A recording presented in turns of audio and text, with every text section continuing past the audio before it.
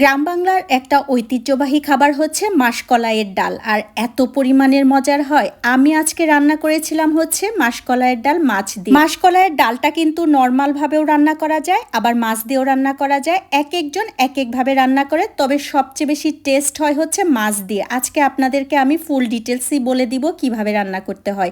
আমি এখানে মাসকলাইয়ের ডালটা নিয়েছি, প্রায় 1.5 কাপ বা 2 কাপ পরিমাণে হবে। এটা ভালোভাবে ভিজিয়ে রেখেছিলাম প্রায় 1.5-2 ঘন্টা। তারপর এটা হচ্ছে আমি ভালোভাবে সিদ্ধ করে নিব, কারণ প্রসেস এটা কিন্তু অনেক ভাবে করতে হয়। এখানে আমি 4-5টার মতো কাঁচামরিচ, 2টার মতো পেঁয়াজ কুচি দিয়েছিলাম, আর 2-3টা রসুনের কোয়া দিয়েছিলাম, সেটা হচ্ছে একটু চাকচাক করে কেটে দিয়েছিলাম, আর পরিমাণ মতো দিয়েছিলাম হচ্ছে আদা কুচি। এখন দিয়ে দিব অল্প একটু পরিমাণের লবণ, আর দিয়ে দিব অল্প একটু পরিমাণে হলুদের গুঁড়ো। দ্যাটস ইট, এইটুকুই। এটা দিয়ে খুব ভালোভাবে সিদ্ধ করে নিব। আমি যেহেতু মাছ দিয়ে রান্না করব, সেজন্য ডালটা কিন্তু আলাদাভাবে সিদ্ধ করে নিব। এদিকে আমি মাছটা কষানোর জন্য মশলাটা রেডি করে নিয়েছিলাম। সেখানে কি কি দিয়েছি সেটাও বলে দিচ্ছি।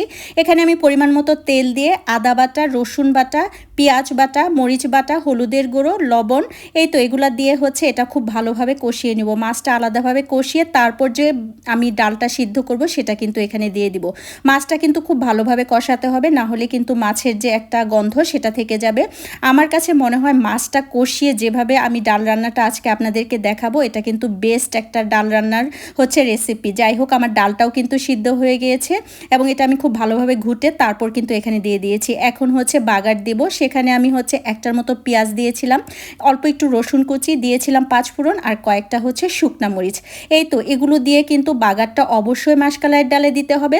মাসকলাইয়ের ডালের একটা মেন হচ্ছে ইনগ্রেডিয়েন্টস আছে, যেটা হচ্ছে সবচেয়ে বেশি মজার হয়, সেটা হচ্ছে এই যে আদা কুচি। এটা কিন্তু অবশ্যই দিতে হবে, পুরো ফ্লেভারটাই কিন্তু চেঞ্জ করে দেয়। যাই হোক, এই ফাঁকে কিন্তু আমি কয়েকটা কাঁচামরিচও দিয়ে দিয়েছিলাম, আর দিয়ে দিয়েছিলাম পরিমাণ মতো ধনে পাতা। ধনে পাতাটা অবশ্যই দেওয়ার চেষ্টা করবেন। ফ্রেশ যে ধনে পাতাটা মাসকলাইয়ের ডালের কিন্তু স্বাদ বাড়িয়ে দেয়। যাই হোক, এই ডালটা অনেকের হচ্ছে রিকোয়েস্ট ছিল। আমি চিন্তা করতেছিলাম যে এটা যেহেতু লং প্রসেস, কবে দেখাবো বলতে বলতে আজকে আপনাদেরকে দেখিয়ে দিলাম।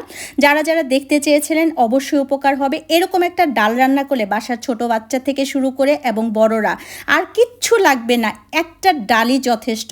আমার এই ডালটা পার্সোনালি অনেক বেশি পছন্দ, আমার বাবারও অনেক বেশি পছন্দ ছিল, এবং এই ডালটা আমি যেভাবে রান্না করি ঠিক আপনাদের সেভাবেই কিন্তু রেসিপিটা দিয়ে দিলাম। বাসায় কিন্তু অবশ্যই আমি যেভাবে রান্না করেছি ঠিক সেভাবেই কিন্তু চেষ্টা করবেন। আমার সব রকম ডালেই কিন্তু অনেক প্রশংসা পেয়েছি, তবে সবচেয়ে বেশি প্রশংসা পেয়েছি মুসুরের ডাল এবং মাসকলাইয়ের ডাল। এই মাসকলাইয়ের ডালটা আমার হাতে সবাই অনেক বেশি পছন্দ করে। দেখেন ফাইনাল লুকটা।